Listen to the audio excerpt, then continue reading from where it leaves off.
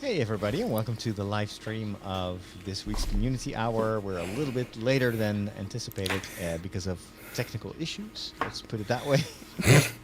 And we're streaming this on both the Facebook page of Trideo and also on the YouTube page or YouTube channel of Trideo, both of which are not that popular. Should I put it that way? So what we need to do is to get the word out. So what I'm going to do is I am going to retweet, or how do you say that? Re-Facebook the live stream on my own personal page. Share.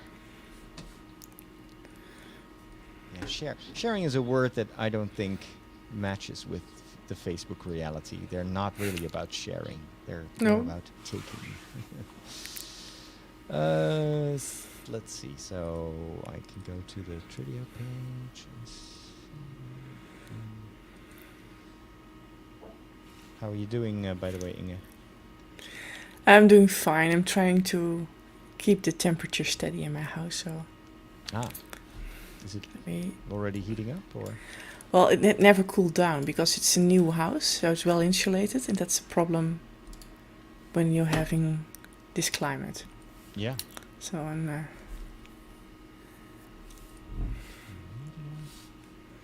So the heat from the heat wave is still trapped inside, and it doesn't really get cold. So it gradually cools down. So now it's like 23, but now the new warm temperatures are really forecasted.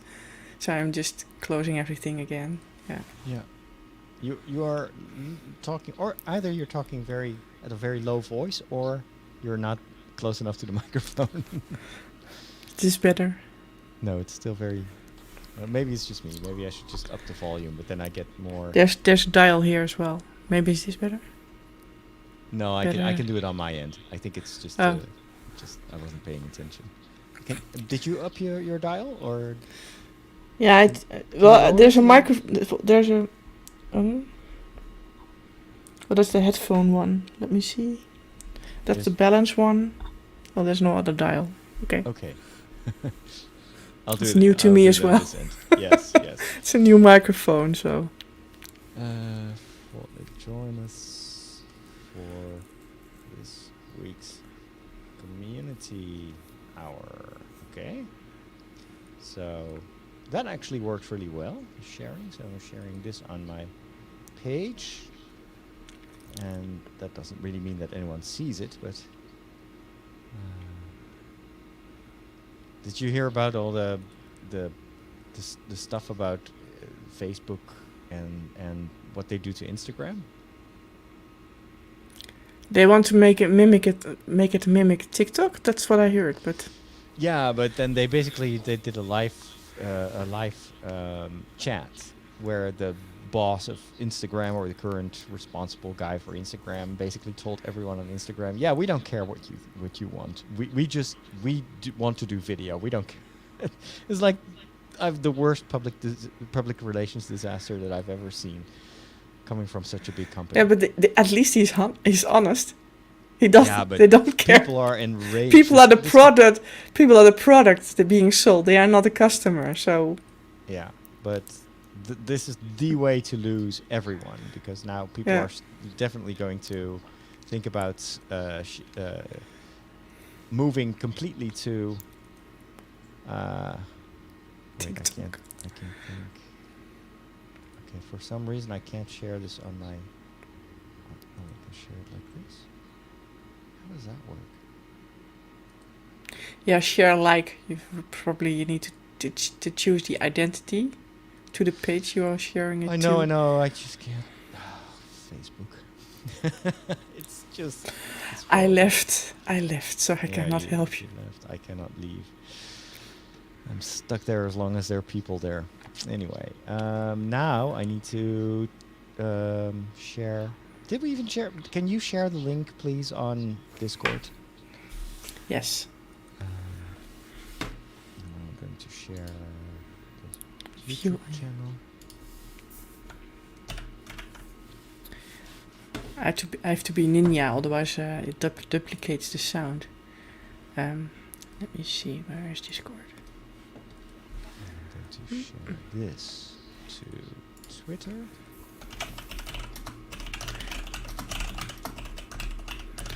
I have a cherry keyboard. That doesn't help either. Cherry keys. Join us for this week's Community Hour.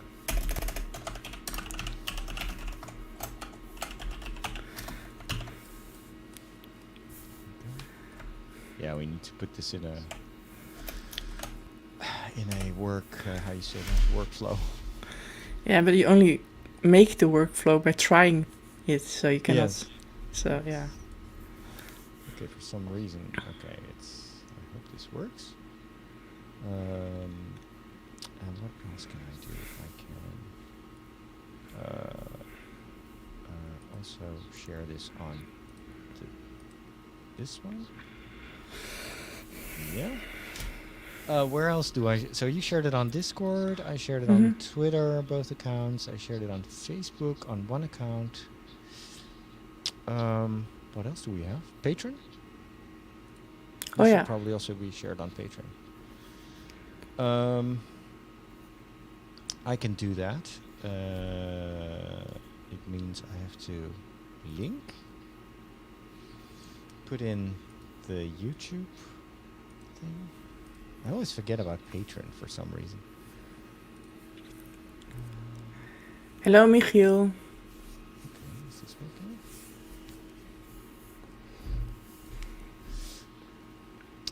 Yeah. The cat is keeping quiet. Shoot, oh god, I copied the wrong. What? No, I didn't. What? Okay, hold on. So confusing.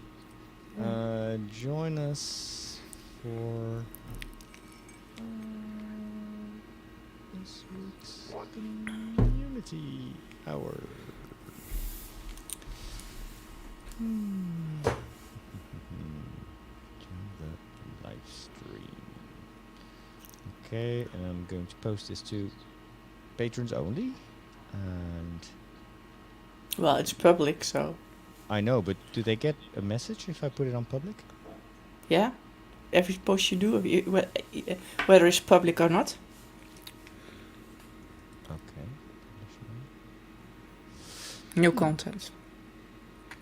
Okay. I posted something. I hope I did well. I saw this morning that my link for the walk didn't go through. Sometimes you click publish and it doesn't publish. It's most of the time it does, but sometimes it doesn't. And this was one of the sometimes it doesn't. So I need to go in and republish that. So the link, it's the link. The podcast itself is just live. It's on my Spotify, but in the link you mean the link on Patreon, or? Yeah. So sometimes when you post a link, it just doesn't come through, and then it says you click publish, and then the screen refreshes, and then nothing happens. But so you have to go and go to your published post to see if it published, because in the backend there's no way of telling when you publish it if it's there, So you have to go to the feed. It is frustrating. Yeah. Okay. I think this is more or less working. Let me take a look. We've only got 3 people. 2 of which is us, and then 1 is Michiel. The usual suspect. We're really doing something wrong. Might as well. Yeah, we need to start being consistent. So yeah. And we need to somehow, I don't know, plug the Tridia ma- Media channel. Yeah, and make the stream. So prepare the stream for maybe a day ahead, so that we have the URL. We can post it in advance, so people know it beforehand. But that's all for the workflow. Yeah, I know. Yeah. Okay, let's just focus on getting the podcast recorded, and then we'll work on the rest later. I have to train myself not to want everything at the same time or at once. Hey, Jeannie. Oh, you guys are there. Okay, very good. Emily is there. Wonderful. Well, at least the good people are there. Alrighty. Eddie is driving. I'm glad to hear that, Jeannie. I was, I wouldn't recommend watching this While driving. while steering. Okay, so this is what we're going to do. We're going to record. This is going to be the first episode of The Break that we co-host. As we announced, we're switching up some things. So we got rid of the To The Max format, and I've integrated a number of the topics for Father Roderick To The Max into The Break. The Break will now be the community podcast, and then we're still working on the tiers for patrons. So basically, it becomes a little bit easier, and because there's so much content that we are producing that it's just impossible to keep track of. And of course, it's not helping with the focus. At least not with my focus. My head feels like it's going to explode, and I think that's partially because I've been just juggling with all these different things.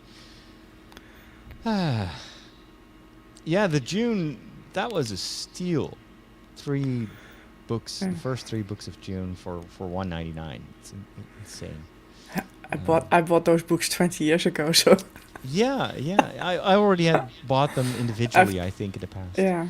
I had the paperback. I have the paperback, 6 volumes, so I don't recommend buying the last 3. I can. Yeah.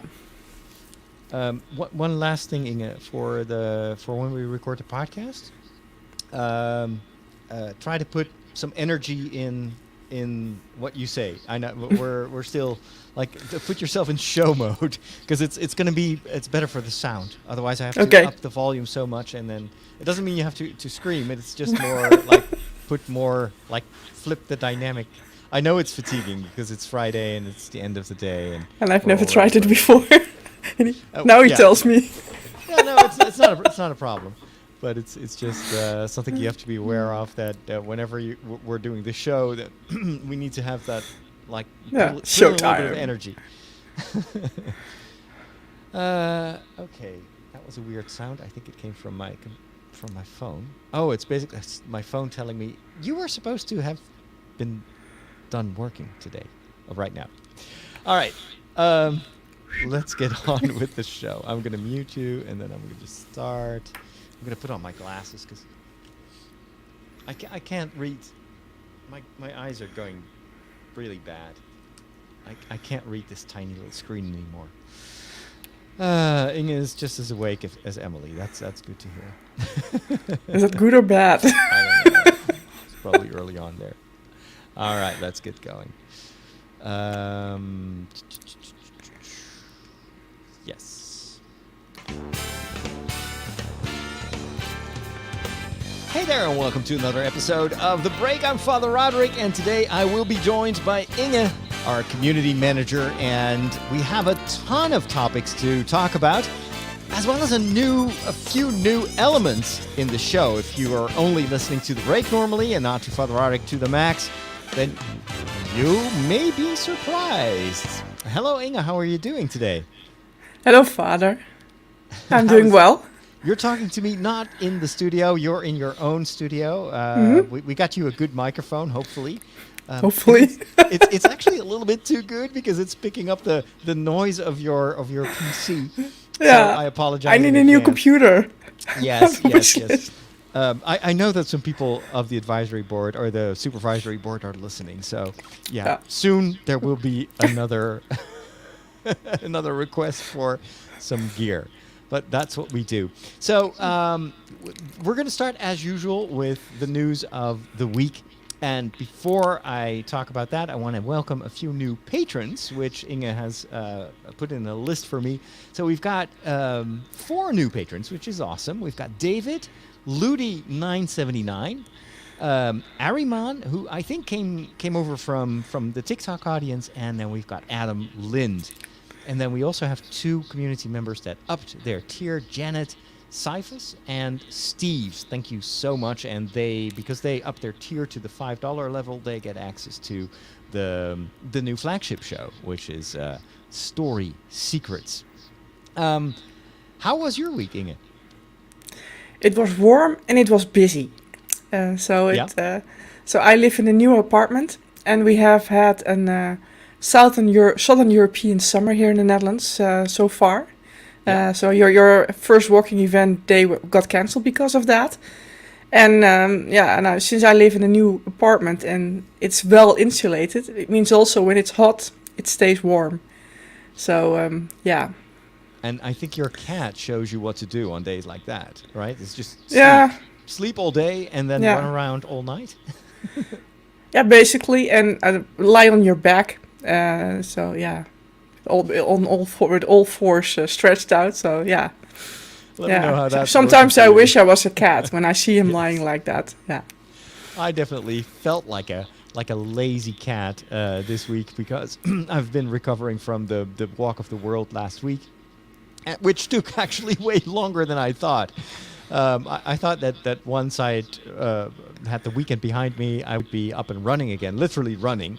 But I was still like barely able to walk from Monday till Wednesday. One of the reasons was that I actually had developed a blister on my Ow. right pinky toe, and Oh. blisters are the worst. I mean, it's tiny. I put like a special like blister bandage on it, and then it just started to get worse during the weekend. I was like, I was supposed to feel that while I was walking, not when I'm done walking and I want to get back to life.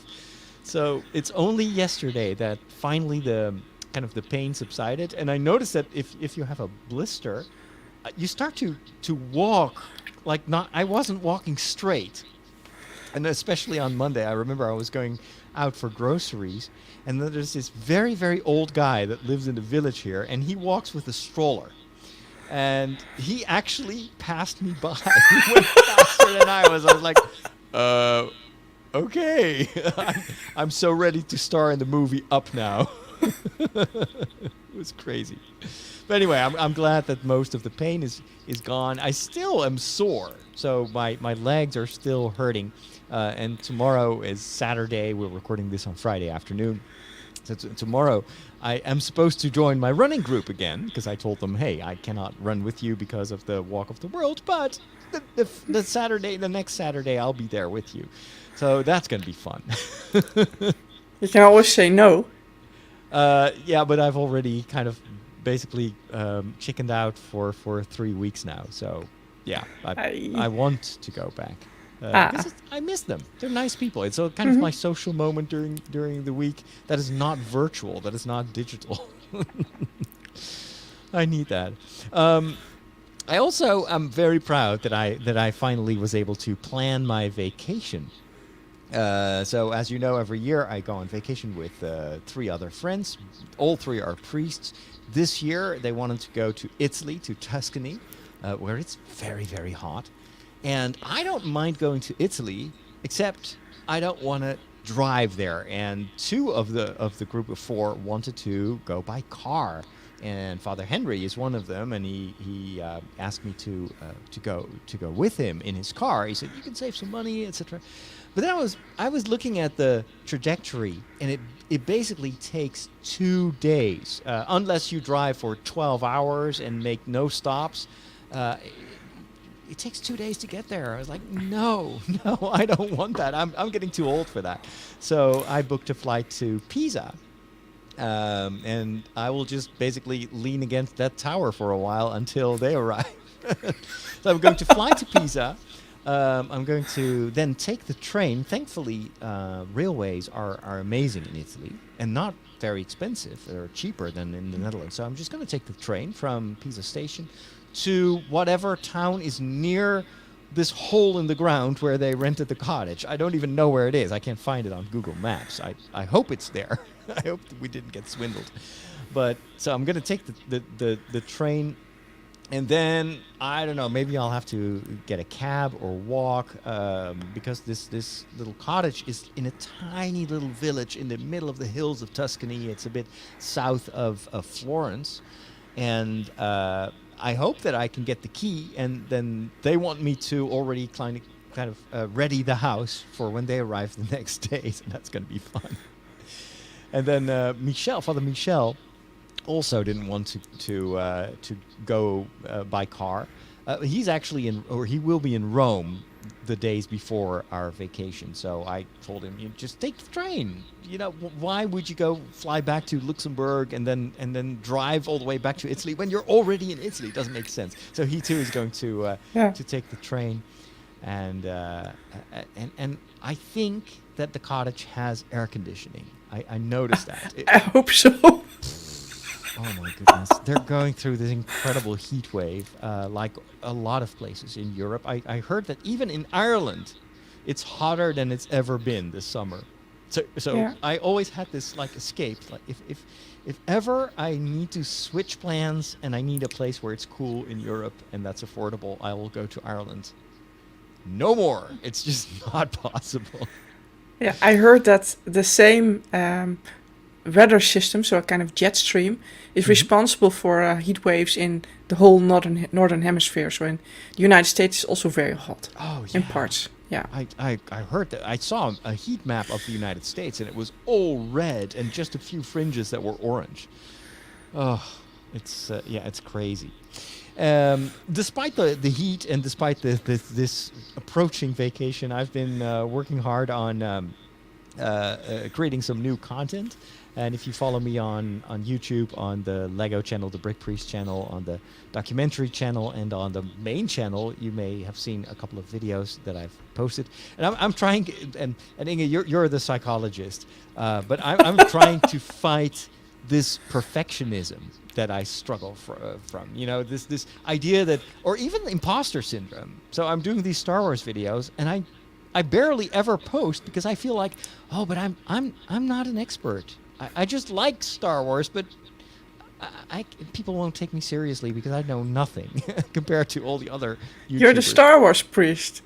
I know, but I'm just a priest who likes Star Wars, so I have to overcome this idea that whenever I do a video, it has to be like super well researched and it has to like be nicely edited.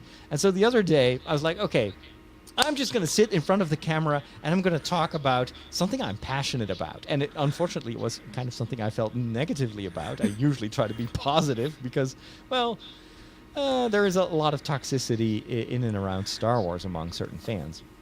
But I knew that I had to talk about this book that I tried to read this week. And we'll talk about it in the book segment as well. And I just didn't get it. I thought it was badly written. It was a book about Star Wars. And so I basically, instead of going on a rant, which was my initial idea, like I'm just going to do a rant of a book, I was like, no. How can I reframe this in a positive way? And I was like, you know what? I'm going to turn this into a cry for help. Like, guys, I need your help. I'm trying to read this Star Wars book and I don't like it. What am I doing wrong? And what was funny is that it helped me to just speak off the cuff with a lot of passion, and the fact that I was struggling with something instead of being, Mr. Star Wars professor, let me tell you what you can learn this week about Star Wars. It got a lot of engagement. So people started posting like, oh, but you have to read the comics, or, yeah, actually, I really didn't like that book either, but hold on, it's going to get better. And so I learned this week that by just being myself, instead of trying to be the equivalent of the Tolkien professor for the Star Wars fans, it actually helped the channel, and people were much more engaged than on previous posts. So, yeah. I hope to continue that. People who are very knowledgeable, and so like people who like lecturing, are boring to listen to. Not all. I do follow a couple of Star Wars fans. Like there's Star Wars Theory is a guy. I actually met him in Anaheim. I've been following him for years, and he's so knowledgeable. So he does these explainer videos, but they are so well polished. And so when I met him in Anaheim, I asked him, "How do you do it? How do you create these videos almost on a daily basis?" And he gave me a totally unexpected reply. He just looked up and he said, "Yeah, it's horrible. It's so much work. I'm so exhausted." I'm thinking, that's the side of these successful creators that you don't see. Yeah. So he's got like 1 million followers, but what we don't realize is just that day and night he's working on that one channel. I'm thinking, do I even aspire to that? Is that worth the price? I don't think so. So anyway, I'm just using these YouTube channels to get over my desire for perfectionism, and what I would like to do is to make YouTube videos in the same way we do the podcast. It's just chatting, and it's not that we're just like sitting here like did anything happen this week? No, I mean, we're engaged. We love to talk about stuff, but we're not overthinking it. And that's the kind of dynamic that I think works really well for podcasting. And I want that on video as well. How do you not like movies? They're predictable. Like, the guy gets the girl, and that kid sees dead people, and Darth Vader is Luke's father. Not liking movies is like not liking puppies. They're fine. I just get bored and never make it to the end. You know, you need a movie education. You need a movication. Now I'm gonna give it to you. So yesterday, the news broke that Amazon is now raising prices for Prime almost everywhere. And not a little bit. In Germany, for instance, it's our neighbors, they are raising the price for Prime annually with 30%. It's insane. And of course, we know why they do that. The Rings of Power is just around the corner. And they launched their full trailer. I just didn't expect them to be so obvious. It's like, okay, everybody's now more excited about the Rings of Power than let's say a half a year ago. The trailer looks amazing. But then that Amazon would immediately say, oh, so now we have you. Here's the carrot.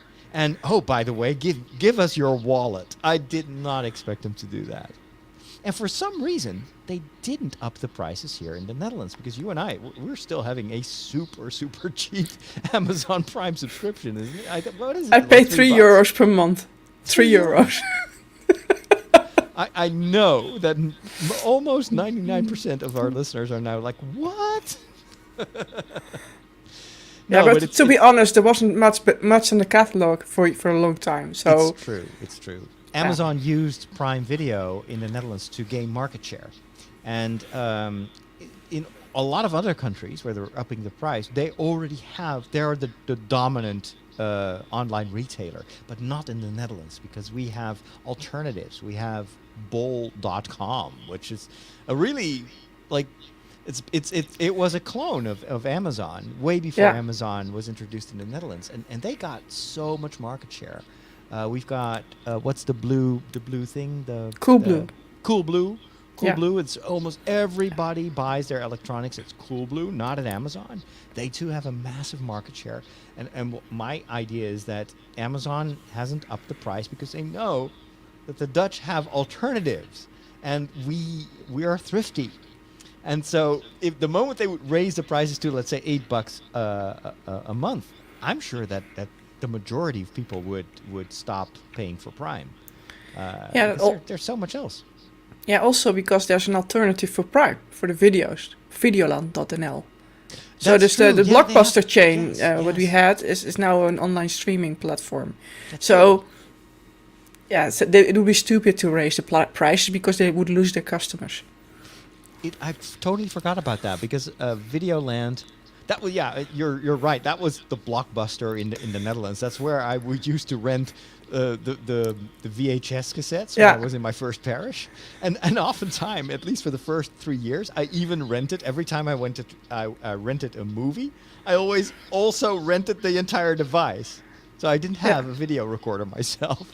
So then they gave you this big suitcase, this black suitcase on what was it, like a hard shell, and then on the inside there was this huge video player that you had to connect via this SCART cable to the back of your humongous television. I still had, like, I loved a big screen, but in those days a big screen came with a huge box.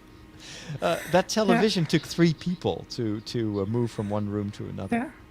Yeah, when I was a student, every city had this Videoland or multiple stores, and they had a partnership with Air Miles. And if you would, so I would save Air Miles while doing groceries, and you could transfer your Air Miles to get credit for renting videos. So as a student, I would rent videos from my Air Miles, so I never paid for it. Wow. So I never paid for it. Wow. For it. Wow. That's crazy. Yeah. Yeah. I'm so glad that times have changed. But of course, one thing never changes, and that someone needs to make money on this Yeah. to finance all that. And of course, Uh, Netflix is in big trouble right now because their market share has tumbled and people are unsubscribing. You've got huge competition from Disney. HBO Max has entered the market, and I have to say, I took a subscription for business purposes because I just need to stay informed. But I don't regret it because HBO Max definitely has good quality content. There's going to be the House of House of Dragons. So this, the prequel to Game of Thrones that is Looks going very to- good as well. Yeah, I think it's going to be. Well, I'm definitely going to watch it. So, and I'm actually glad that there are so many different parties because it means that they have to compete with one another. Whereas I think in the United States, Amazon is just one of the big players, and people are so used to ordering through Amazon that if you want to get that free delivery. It just makes it almost compulsory to get Amazon Prime. Steph in the chat wants to know if what we pay $3 a month is only for video, or do you get other Prime stuff? Well, we do get Everything. free delivery. We don't get the free books. So I think Amazon Prime in the US comes with also a Kindle subscription.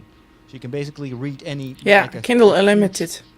And Yeah. that's pretty nice, but I would rather Yeah, that's just pay for that's my separate here. So that's $10 per month for Yeah, that's a unlimited lot. Kindle That's a Unlimited.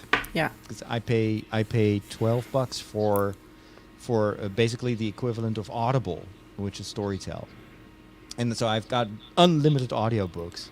I'd rather have that. I think that's a much better deal than $10 for just written books. Because I usually buy my. This is not the book segment. Why are we talking about books? I was going to. This was a whole lead in to the discussion about the Rings of Power trailer. Did you watch it, Inge? Not yet. I've been busy with end of the month administration for Tradio. I think you're going to be blown away because you're the resident Tolkien expert, so you're going to recognize what this is all about. I'm just looking at that and it's like, oh, that looks so cool. Oh, look, an orc. And then at the end, there's a big surprise. I won't spoil it for you. There's this other creature that is just glimpsed, and I was like, what? Okay, I need to talk with Inge about this because I don't understand why this is in this trailer. But oh my gosh, I think this is going to be mind-blowingly good. So this is taking place in the time of the trees.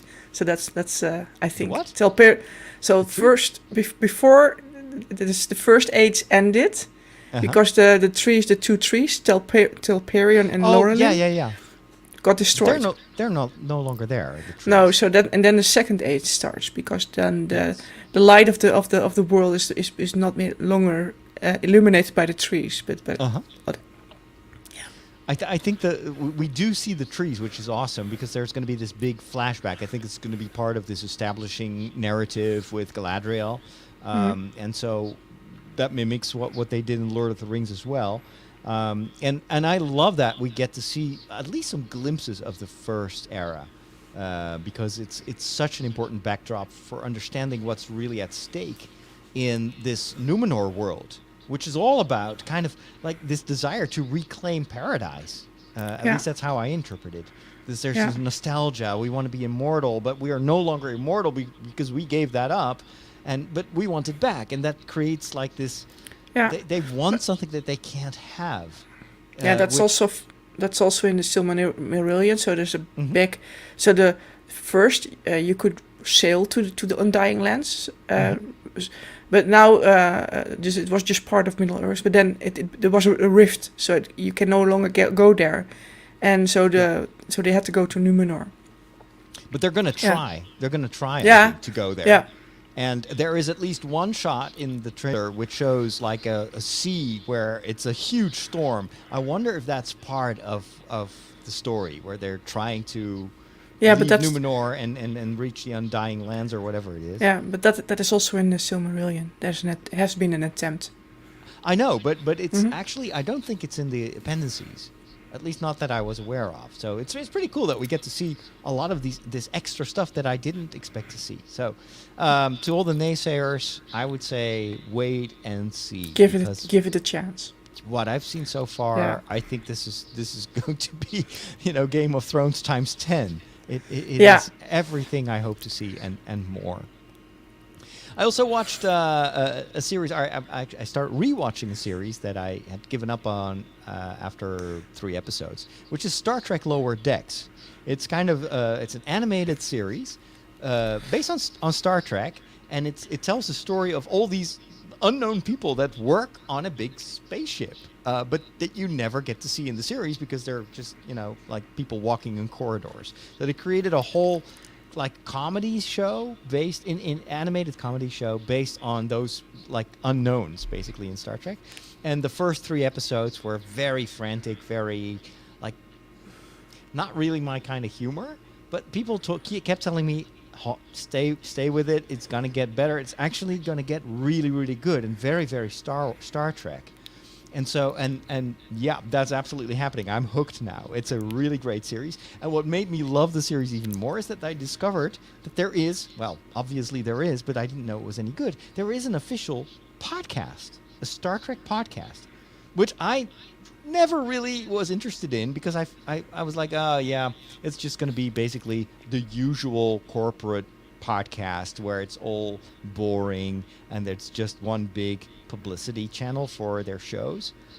How wrong was I? They have 2 of the main hosts of the podcast are actually the voice actors of the main characters in Star Trek Lower Decks, and they're a hoot. They're so funny. They have a great interaction, and then they invite lots of the main actors of all these different series. They invite them on the show, and they have a really in-depth conversation with them. It's not just this promotional thing, how did you like your new costume? For instance, Captain Pike, the actor who plays Captain Pike, I forgot his name. He's amazing. He is the best Star Trek captain. I like him more than I like Picard. I'm not kidding you. And but it turns out the actor in real life is very much into astronomy, into science, into searching for extraterrestrial life. Not like a UFO, crazy guy, but from a scientific point of view, trying to find extraterrestrial life. So he's got this conversation on the podcast, which is wait a minute, is this Neil what's his name? Neil deGrasse. How do you pronounce his name? I never pronounce his last name. Neil deGrasse something. Neil deGrasse. You know the guy. Anyway. I know, yeah. And because it's on that level, it was so interesting. I'm thinking, wow. And here I was thinking, well, it's just an actor with really good hair. But no, it's actually a super interesting guy. And I love listening to that podcast. And now that I have gotten used to the voices of these 2 characters, these main... Anson Mount, that's his name. Yeah. Now, when I'm watching the series, I'm almost fans of the series because of the podcast. So Neil deGrasse Tyson. What kind of name is that? Thank you, Michiel. I'm so bad with names. Neil deGrasse Tyson. That is that it sounds French. Degrasse, and then but Tyson.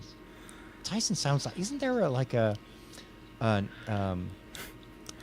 have to think about hovers or vacuum cleaners or... Vacuum cleaners, yeah. That sounds like vacuum cleaners. Anyway, we need to move on. That's Dyson.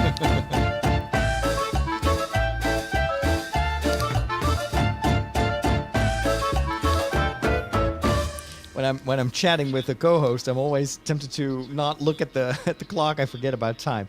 But this is a new segment for those of you that are only listening to the break. This comes from my previous show, Father Roderick to the Max, and this is where we step into the kitchen. And both Inge and I are always in the kitchen, trying out new recipes, figuring out how to cook on a budget, how to stay healthy. Only, I think Inge's kitchen is less often filled with a nuclear meltdown than my kitchen, because I tend to forget what I put on the fire. So, what have you been trying out this week, Inge? I've been trying out. I had to have those, they are rectangular, and you make Rectangular what? so sheet pans. So they are Oh, a rectangular. sheet pan. Oh, yeah. Yeah. You didn't mention the sheet pan. Okay, yeah. We have this And- rectangular. What's the recipe for a rectangular? I was like, it's getting very abstract, but I like it. It's Friday afternoon. I was like, what's the name? What's the name of the thing? Yeah, Pan. sheet pan. Sheet pan. So they What are. is a They, sheet pan? it's a rectangular. So I was trying to. It's a rectangular like a baking tray, but it's a little bit higher. It has it's a edge, and you can put it in the oven. So it's not like a oven dish, but it's very very lower than that. So it's not a baking tray. It's also not an oven dish. It's kind of the child between a baking tray and an oven dish. So and you can line them with aluminum foil. Depends on what country you're living, and then you can put stuff in it. But my baking trays were sitting there and I never used them. And then I had a delivery I went to the supermarket to get a too good to go package, and there was a whole chicken in it. So a whole nice. yeah. Oh no! And I was like, Yummy. what the heck am I going to do with this? Because I'm one person. This is a whole chicken. So Many different things you could do. yeah. So then I went online, and it also needed to be not taking a lot of time because I'm busy. Mhm. So then I have this cooking book, so I can show it to the people in the chat room.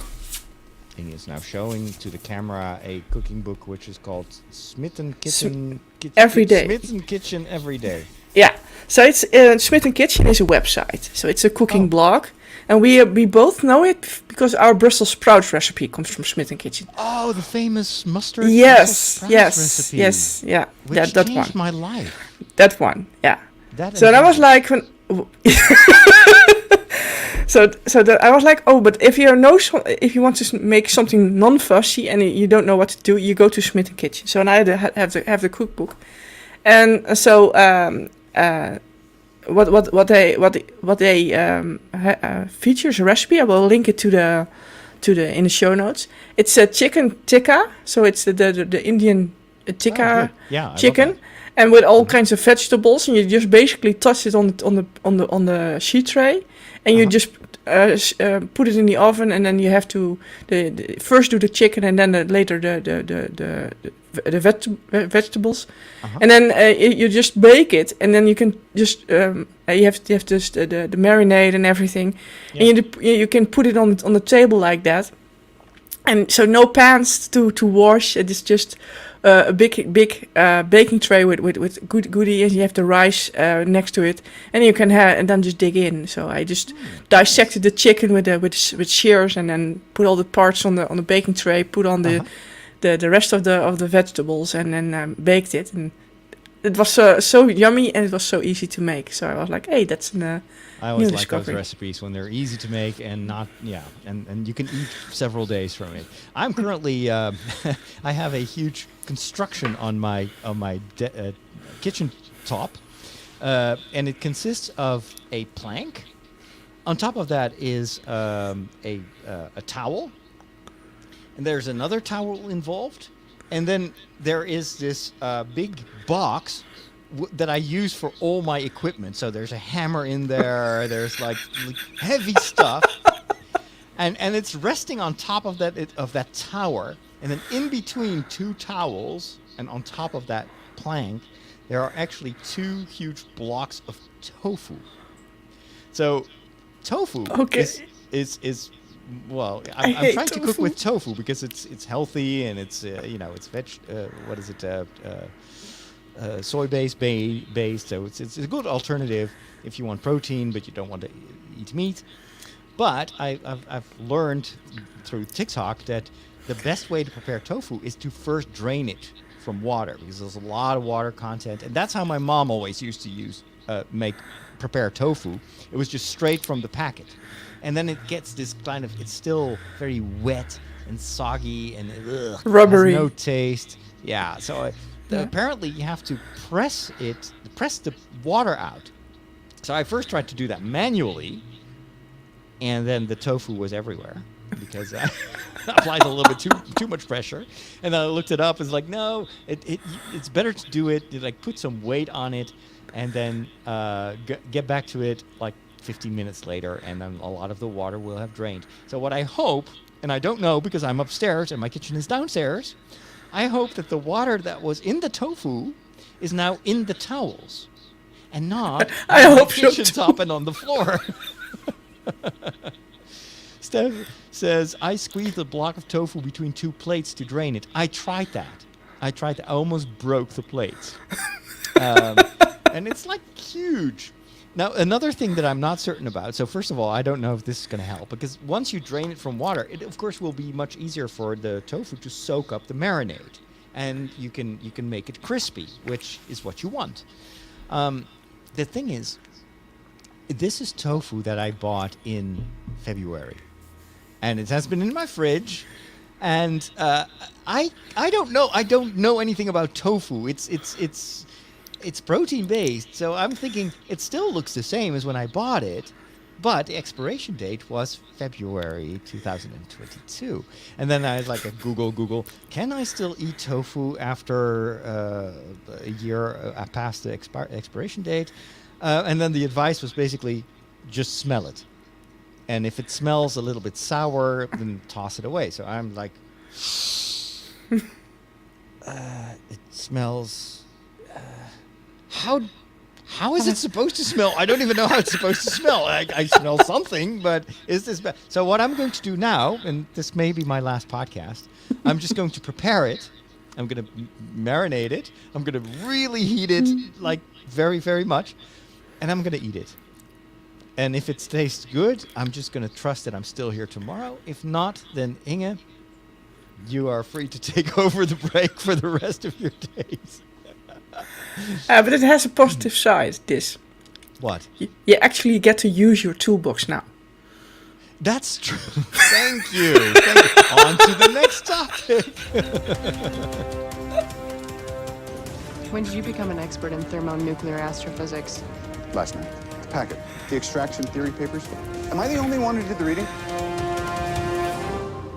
Okay, so about reading. So I was trying to get back into Star Wars: The High Republic. Now, for those of you that are not very familiar with this part of the franchise, Star Wars, of course, has flourished with all the new TV shows, but that's only guiding people to Disney Plus, which is very good for Disney, but there is more money to be made, of course. In the collectors, they bring in a lot of money.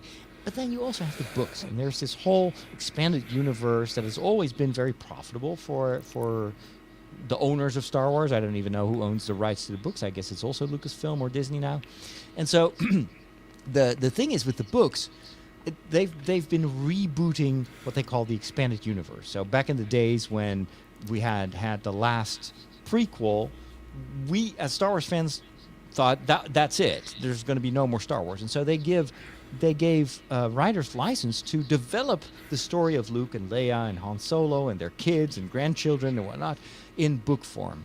However, when Disney bought Lucasfilm, there was like, yeah, we may actually want to ignore all that stuff in the books, because if that stays canon, there's nothing we can do. And so they relegated the existing expanded universe to what they call legends. So it's basically now mythology. You can still read those books and enjoy them, but it's no longer part of the official timeline. And they rewrote a lot of the stories after now the sequels, and also after the original trilogy. But there's only so much you can do to not collide with what they're currently developing for television. And so they decided, why don't we just go back in time and take a part of Star Wars history that has no stories, that nobody knows about? And they decided to pick as a time frame, I think it's a couple of hundred years before A New Hope. And what they wanted to develop is this world where the Jedi were still the central, force of unity and peace in the universe, which kind of sounds boring. How do you create stories that are about the times where everything went well? You need conflict. And so they introduced a new, big, very scary enemy called the Nihil, Latin for nothing. and they are terrorizing the galaxy, the known galaxy, and the Jedi, of course, have to do what they can to protect the people from these nihil. Now, sounds okay. I started to read the first book that was written for to introduce us into this new part of Star Wars history, and it's called The Light of the Jedi. And it was so boring. And the big issue that I had was you start reading this book, and it starts with a major catastrophe. The hyperspace lanes have been compromised. Nobody can travel safely anymore. So you think, oh, wow, I like this idea. We've never seen that in Star Wars. And then there's this female starship captain. And the first few chapters describe how she's managing her ship. She's from the military, so she's very disciplined and just. And I was like, oh, I like this. It's just like a strong female hero. And I love it that they kind of do something different from what the Empire would do, where it's always, these British dudes who are commanding these big starships. Now we got a female captain. I like her already.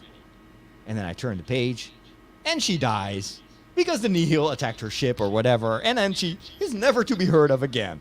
And then the next chapter starts with, like, on this other planet. And like, wait, so I just invested all my energy and all my attention into getting to know this captain. You get my hopes up, and then you kill her off, and then we reboot the story, and it's like as if nothing happened. What? And then that happens again and again and again. So we keep switching between all these new characters, and they all have Star Wars names. You've played these Star Wars video games, like the what is it, Old Republic video game? You remember, like, every alien has a weird name. It's never like that. This is John Doe from Tatooine. No, it's always, this is Navik Karash from the planet Upshkala. And his parents, Nifol Kramba and Taka Mupu, left him as an orphan on the planet Knoopneth. Okay, so that's kind of the language that you're wading through, and it's a book, right? So you don't have pictures. So you're like, Knoopta was actually a Fremmer. A Fremmer is a type of alien from the planet Ushknuf. Okay, so now we've got Ushknuf. Ushknuf, wait a minute, was that the other Ufknuf? No, Ufknuf is a different planet. That's the Swedish. That's where the Swedish chef is from. So Ufknuf. So Ufknuf is the planet between Tatooine and then the planet of Grshkva. I'm just making up these names. But, like, every chapter has, like, a ton of these words, no visual cues, and it's all introduction. And so I was at the halfway point of this book. I'm thinking, I'm done with this. I'm not interested in this. Why didn't they just give us, like, 3 people that could take us by the hand and bring us to the next planet, and then you get, like, you build up an emotional attachment, and then when something happens to them, you're like, oh my gosh, but then they survive. Read the next book. That's how television does it. But with these books, it's all world building, and they totally forget to give us friends in this universe. And Star Wars is all about relationships and friendship and family. And I don't see that in this first book. So that's why I created this cry for help on my YouTube page. It's like, help me out here, because I don't get it. And of course, most people tell me what they always tell me. Yeah, Father Roderick, it's just the first book. Yeah, it's not very good. Keep reading. Keep reading. It will get better over time. Yeah. What am I going to do, Inge? Well, it's interesting when you were describing this first female starship captain and everything. I was like, hey, this sounds like the first season of Star Trek Discovery. Yep. Although they didn't kill off Michael in episode 2. No, but the Georgiou. Yeah, Georgiou, they killed her off. Yeah, but then she came back, even more evil than she already was. But that's not the same one. It was one from the parallel universe. Yeah, but then she stuck around forever and ever. Yeah. And now I think she even gets her own Star Trek spin-off? I don't know. But anyway, I'm just trusting my followers on YouTube, and I'll finish the book. I'll read a few more books, and maybe I'll pick up some comic books. But oh boy, what have you been reading lately? I've started a book that has been lying around here for a long time, because a friend of mine gifted it, who is completely over-the-top fan of the World of Narnia by C.S. Lewis. Oh, okay. And I'm like with the Star Wars book you just described. I tried reading the Chronicles of Narnia, and I'm used to reading Tolkien and that kind of stuff, and I never got into Narnia, and so Narnia is a little bit more like a fairy tale. Compared to, so it was for me too childish, and it was like, Aslan is Jesus, and so it's too in your face, and I don't like that. So now she sent me a book by Michael Ward called Planet Narnia: The Seven Heavens of the Imagination of C.S. Lewis. So, and he's a scholar, medieval scholar, and he explains the subtle mythology, so how it's coming together. So there are 7 books, and so he argues that it's a mirror of the medieval cosmology. So where there were 7 planets, and so the first book has the I don't know exactly. I haven't read that this far yet, but every book is centered around one of the planets of the medieval cosmology. So he just describes that, and he just dissecting Lewis, and that it's much more subtle, and there's much more to Narnia than meets the eye. So now she's kind of arguing, first read this book and then try again. That's so funny, because look at what I just added the other day to my Storytel account. That's the same book, yeah. I'm following a few Tolkien nerds on TikTok. Yeah. One of them is a female priest, like an Episcopalian priest from the United States. Yeah. She's very nerdy, and she. One of the first videos I saw of her, she was heavily promoting this book, and I was like, okay, that's interesting. I need to check that out. I found it on Storytel. So, and it was the same argument. Is like, this is so interesting because this is a very scholarly approach of the world of Narnia. And if you've read this, you will read those books in a totally different way. I always like that. Yeah. So maybe I should read. Maybe we should read it together, then we can talk about it. Yeah, we can talk about it next week. Okay. Challenge accepted. Well, next week I'm on vacation. Okay. Speaking of which, you hear the birds, you hear the calming music. This is another new segment here on the show about the wonders of creation, nature, and sustainability, because of course we want this world to be around for a while. Now, sustainability, I've been reading a book this week, or I'm in the middle of reading a book called Hot Mess. It's written by Matt Winning, who is both I think a scientist or actually a climate scientist, but he's also a comedian. And he wanted to write a book about the current climate crisis, but he wanted it to be fun.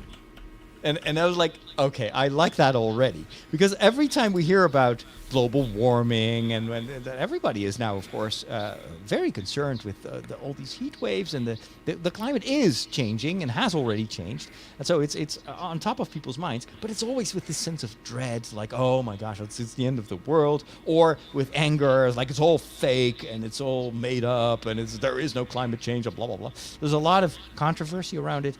This guy said, I'm going to write the funniest, most entertaining book about climate change that I can come up with. And I have to say, I'm listening to the audiobook version, and he reads it himself. It is really hilarious. But at the same time, it's super informative. It's very, I'm learning a lot about how they... First of all, how climate change is studied, how scientifically proven it is. And also, it wants to constantly get back to you. So... given this situation, what are you going to do? What can you do? And I love kind of the lighthearted approach of that. And his goal is actually to reach a larger audience because of all the controversy around climate change and also the fear that it instills in us. He's like, okay, but still, you also can approach this optimistically and knowing what we know. It also gives us tools to change our behavior and thereby obviously also impacting or changing the world in which we live. Now for you, Inge, this is kind of a thing you do all the time. It's always like thinking about what can I do to reduce my carbon footprint and to live healthier and to So, what are some of your tips? Well, yeah. So the what been trying to do since like forever, it's like my basic starting point is I want to leave this planet in a better shape than I found it. So The planet in better shape. I thought you were Yeah. talking about you in better shape. Like I want to be ripped when I go to heaven. Like kill me when I'm super fit. But it's also it's basically when you read the Bible, it's paradise has been lost, and you should read it in the Bible in Genesis, and basically when you look out the side of the window, that's what happens again. So in the back of my mind is always, what can I do? What little can I do to make it better? And so one of the things with climate change is the carbon dioxide in the atmosphere, and so use of fossil fuels. And one of the ways fossil fuels, so oil, is used is by making plastic. Sure. Yeah. So and plastic itself is also creating a massive environmental problem. So it's a double whammy. So when you try to reduce the amount of plastic in your life, then you're reducing the demand for fossil fuels, for oil, because they don't need it for using So making give me some plastic. examples of plastic that you got rid of in your life. The first thing I did is trying to get shampoo bars, for example. Shampoo bars in solid, leave out the water, leave out the plastic packaging. So then you can transport more of the stuff. I tried. Didn't you give me those little? Like, Yes, the they little almost look ones. like sweets. Yeah. And I took them to Ireland. Yeah. I tried to wash my hair with them, and then it was like it was crumbling. So I felt like my entire hair was covered in Parmesan cheese. Yeah, so those were the little ones. So so what they now are doing is there's a Dutch company called Happy Soaps. So that's also the one I gifted to you. Is they try to make a body lotion, and so they leave out the water, so you can do it. You don't need to. It's not liquid anymore, so you can put a cardboard packaging around it. Body lotion, shaving for the shaving, shampoo, conditioner. So I was like, oh, this is good for the environment. Let me try that. But I have long hair. Yeah. So parts of my hair were washed and parts were not. And the conditioner was just hurt because it was yanking my hair. I was like, okay, now I'm back. I now have shampoo and recycled plastic packaging, so I'm back to liquid again, because it's nice sometimes to do that, but it's not always feasible. So if you're short hair, give shampoo bars a try. Yeah. If you're long hair, they need to come with a better solution. Another thing I tried, kind of show this, is this. Browse. What is that? Yes. A little box? These are loud. Podcasting. We need to describe what we're doing. So, okay. Hey, this is my first I'm attempt. getting complaints and people are like, they're constantly showing No, stuff. I'm trying to make people watch the feed. So they are laundry sheets. And laundry is just like a white rectangular. It's like a piece of paper, but it smells a little bit like sea breeze. And you put one of those things in with a load of wash. So you load it in your washing machine, and then it's just like a powder or a liquid. But you just put this in inside of on top of your laundry. Soap? Is there soap in it? Or? It is a soap. This is your. Okay. So it's just not a packaging. This dissolves. It dissolves completely, and it's a rectangular. Michael said. Another rectangular. I'm sensing a theme here. The Borg are sponsoring this podcast. They like angular stuff. Yeah. So this. That's cool. I've never seen that. Yeah. So Is it expensive? It's the same price. So it's $10 for 32 sheets, and it comes with you can make a subscription, and it comes in the mail, so it fits in your mailbox. And I use it, and 3 months with this little box, and then it gets the job done. I have one sheet. It can do the whites. I can do the black wash. I can make, doesn't matter what color it is. Doesn't matter how dirty it is. It just gets the job done. So this is the first product that's both environmental friendly and it's also usable, because that's one of my irks with it. So there's alternatives for stuff, and then you try it, and it kind of works. It's a degradation of your quality of life, which makes it harder to continue doing it.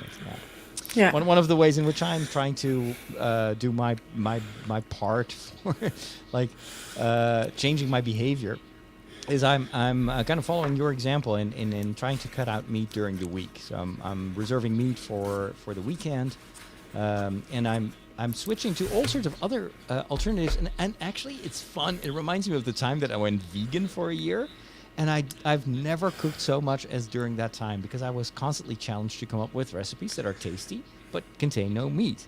And so that's why the tofu is currently dripping on my... Oh, shoot, I hope it's not. We'll see. I'll post a photo on Facebook what it looks like.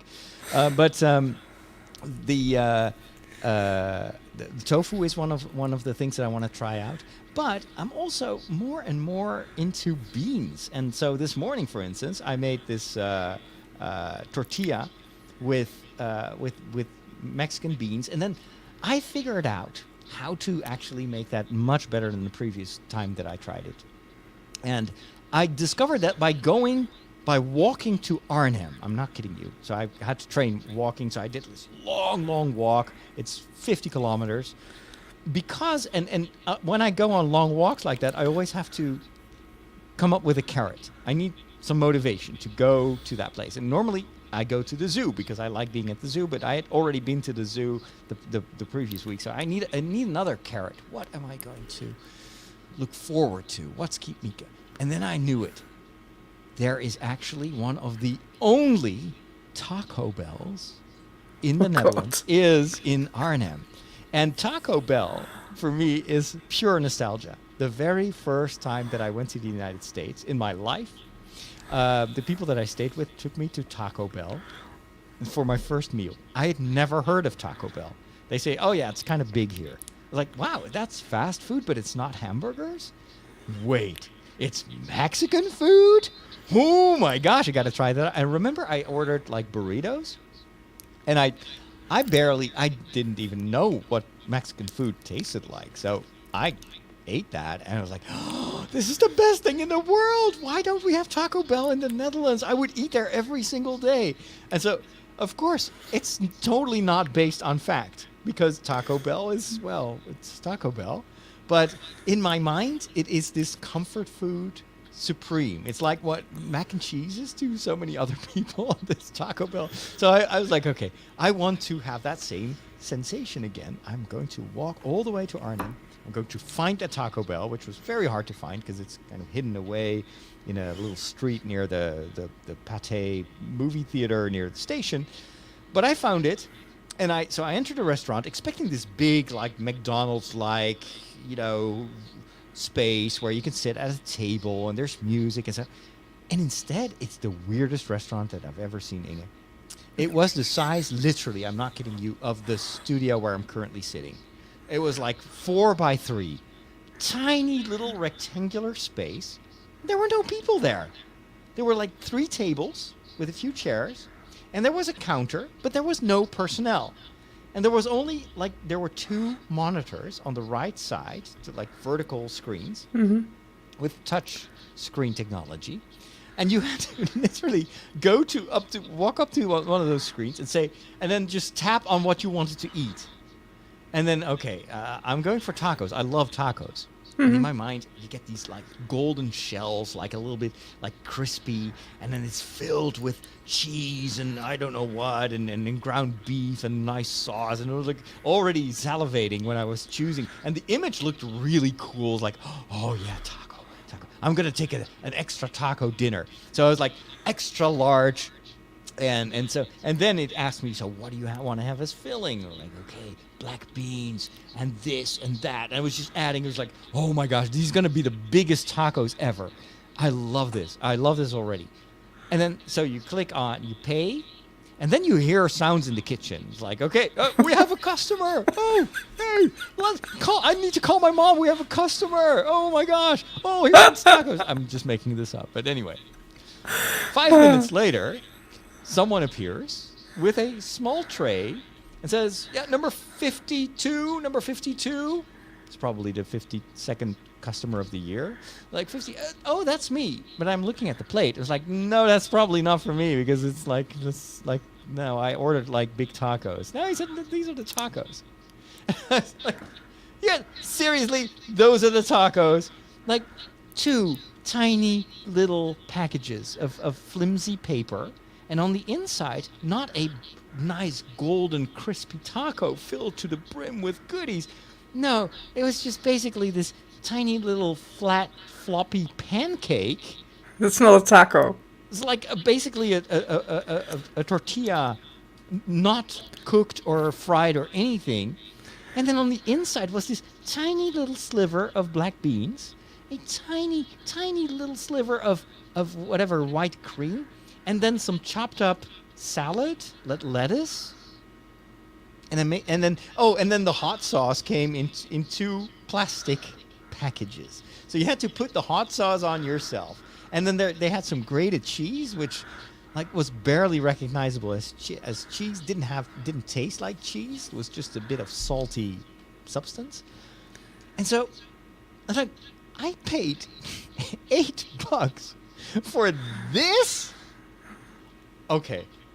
I'm cured of my Taco Bell infatuation, but now I want to know how can I do this at home and how can I do this better? So I did a vivisection on the table. I opened the little pancake. I was like, what's in there? Okay, that's just black beans. That's easy. I can make that.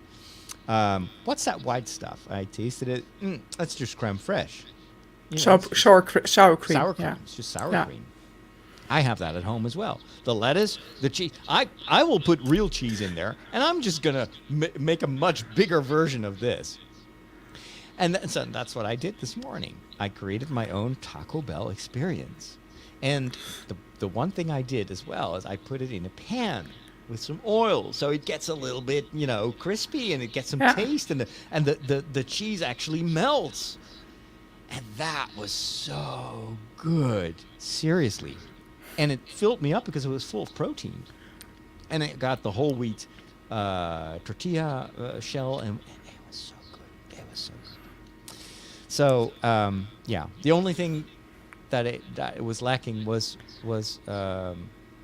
Mexican music. I actually like the ground beef. Mm-hmm. But it was Friday, so I was like, okay, what else can I put in? So I didn't put tofu in it, though. I just used the beans. And that actually, I didn't really miss it. So, yeah, I had a blast. We are on the cutting edge of technology. Wow. Well, what does that mean? Just plug it in. It's going to say, hey, I see you plugged in a new device. And it's going to load in the appropriate drivers. You'll notice that this scanner build... Whoa. Well, all your technology stuff, it just ends in disaster. But there is one more thing. There's one more thing. There is this one final segment, which is about technology and video games. I just put them together because I don't always play video games, or I usually play the same video games, but technology, that's always in my life. And so I wanted to share with you a very, very cool piece of software that I found the other day. Or actually, I had discovered it a while ago, but I've been trying it out on one of my homilies. So, I do these things like, what? I stream mass every week, right? And then I do usually a homily that is way too long. It's like 20 minutes, and it's like, okay. But I try to connect the gospel with the geek stories and movies and stuff. So it's off the cuff, and it's not my best, my best work, but it functions. It works. But the problem is, I can't tell people, hey, go watch my homily of last Sunday. It's only 25 minutes long. Like everybody's like, what? Wait a minute, you were Catholic? This sounds more like something you would get in these hardcore Protestant churches where, yeah, the pastor is preaching for an hour, alternated with psalms. But I was like, okay, how am I going to invite people to check out the Mass? And that's where this piece of software came in. It's called Descript. And what it does is you upload the video. So I isolated the audio from the video actually of the homily. You upload it there. It makes this transcription. That in itself is nothing special, because there are lots of other software solutions that will do that as well. Nowadays, even YouTube has automatic subtitles, so they will just transcribe it there for you. But here's the catch. You then get a screen, and on the right side, you see your video with some tools. On the lower part of your screen, there's the timeline. And on the left side is your transcript. And then I notice how often I say, and kind of. So it's because I speak off the cuff, it's filled with filler words. So I'm looking at that text, and it actually has already detected those filler words. And it has an option, remove filler words. So I was like, okay, wow, click. And then all the filler words, all the ums, all the kind of like, whatever, it removes it. But the thing is, the video also removes it. So it takes out all these filler words. And the video on the right side and in the timeline is now completely devoid of filler words. And then I'm thinking, okay, I want this part of the homily. This would be, if I can reduce this to 1 minute, I can post it as a short on YouTube. And so what you do is I start to work in the text as if I'm working on a word processor. I was like, oh yeah, this is redundant. This is an example that is not important. Delete, delete, delete, delete. It takes out all the phrases and half phrases and words. And I end up with a 1 minute video of this tiny little thing that I say about the Our Father. And then on the right side, you can start adding stuff. So I was like, okay, give me subtitles. It creates dynamic subtitles where it will highlight the word every time it's spoken. You can do a waveform. If it's just a podcast, you can have these like little, wave shapes. You can add a timer that will show you. It's like a big bar, like a progress bar. So people know how long the video will last. And then you just save it as an MP4, and you can export it to whatever social platform, or you can even export the entire timeline and import it into Final Cut or Adobe Premiere and continue to work on that.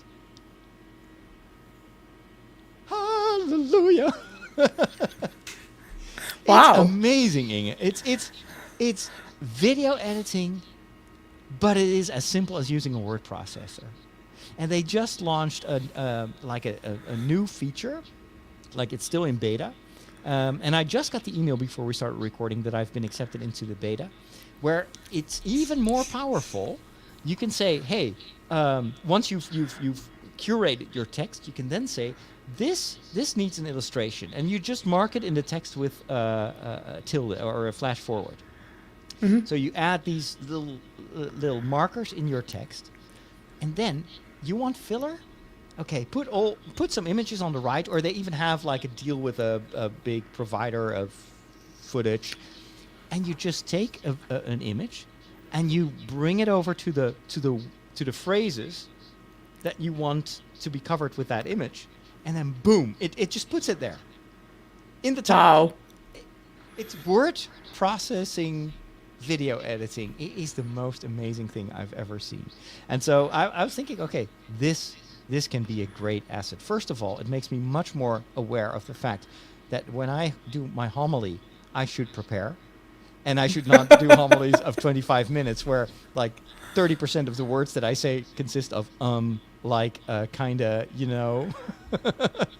So I want to make my homilies a bit more concise. But then what I think would be really cool is to just create these little excerpts, and you can do this with a homily, but you can also do it with a podcast like this one.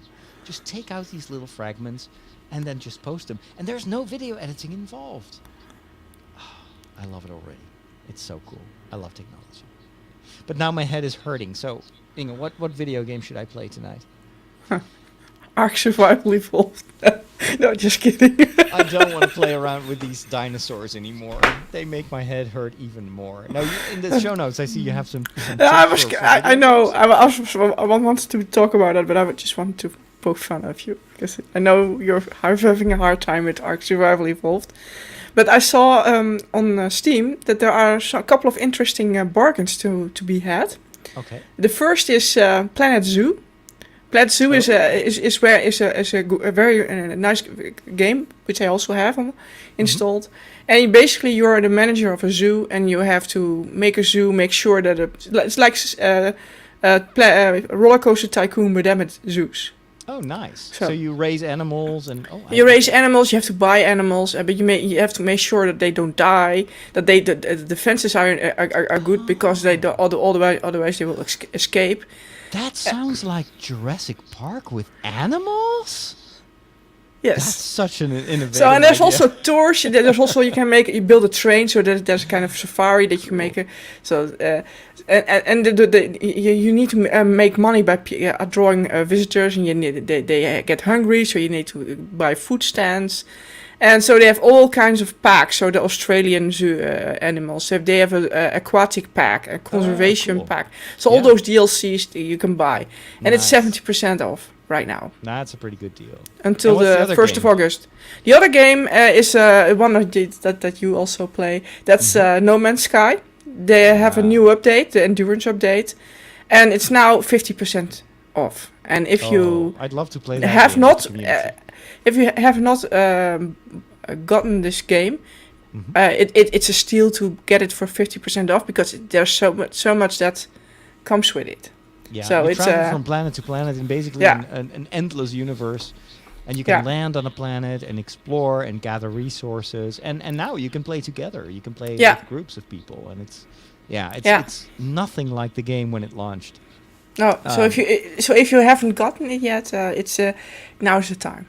Let us know if you're on our Discord server and you have No Man's Sky. You want to play it with the club. I definitely would welcome a change from the hot dinosaurs, and hot in terms of the temperature is always hot.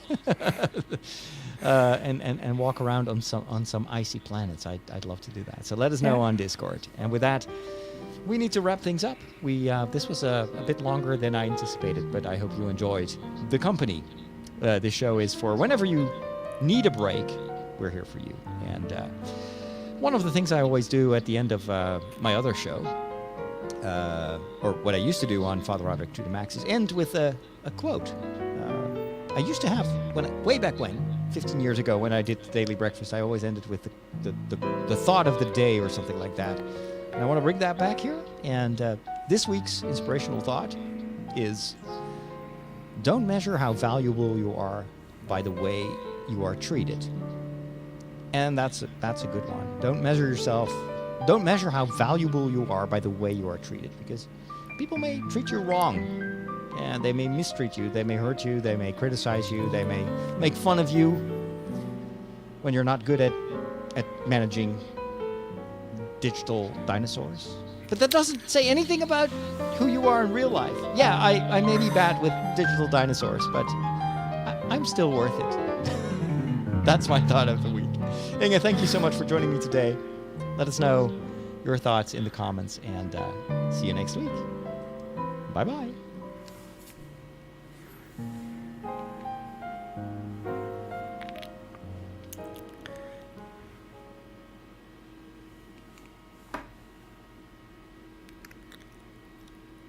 Okay, that was more or less it. How are you doing? Headache. It's getting warm there. Yeah, the sun is coming around the corner now. There will be 10 minutes and I won't be able to see anything anymore. Oh. But yeah, so. Well, thank you so much. Thanks to our audience for joining us today. Michiel says the lawnmower simulator is also a thing on Steam. Yeah. And I know we're still live, Liz. It's just that I finished the podcast recording. And I was tempted to plug that as well. I was like, nah, let's not do that. No, we shouldn't make it too much of an insiders thing because, the audience that listens to the podcast is very broad, and this is already a huge change for them. So let's do step by step. Yeah. Hopefully, I wasn't too directive sometimes. Oh no, I like it because this is also new for me because I've been doing Secrets of podcasts, which are completely different in tone and everything. So and I was like, I need to do oomph. My character says that compartmentalized, and you need to kind of keep the oomph going because it's you want to keep people engaged. But that's hard. And we need to work a little bit more on the audio issues because sometimes you were a little bit overmodulating. Nothing too bad, and we need to get you a silent computer. Yeah. Oh, and by the way, there is some audio leaking from your headphones. I don't know if it's the same way from here to you, but when I hear myself on your headphones, it's coming straight from the headphones into the microphone. Your microphone is so sensitive that it picks up the audio that's on your headphones. Oh, these are expensive headphones, and I put them on. Yeah, but it's probably just not. The thing is, I need to work on finding a noise gate or something on this end, so I can filter that out. Yeah. But anyway, this was the first time. We'll figure it out. Yeah, it's just work in progress. You start humble and then you progress. We improve over That's time. better than doing the other way around. Start well polished and gets worse every time. So Simona will probably tell us. It's because of her that we're doing this way. So. Yeah. Anyway, I'm going to attend to my tofu. Let us know. Yeah. I will. All right. Thank you so much. Have a good weekend. Bye. Bye.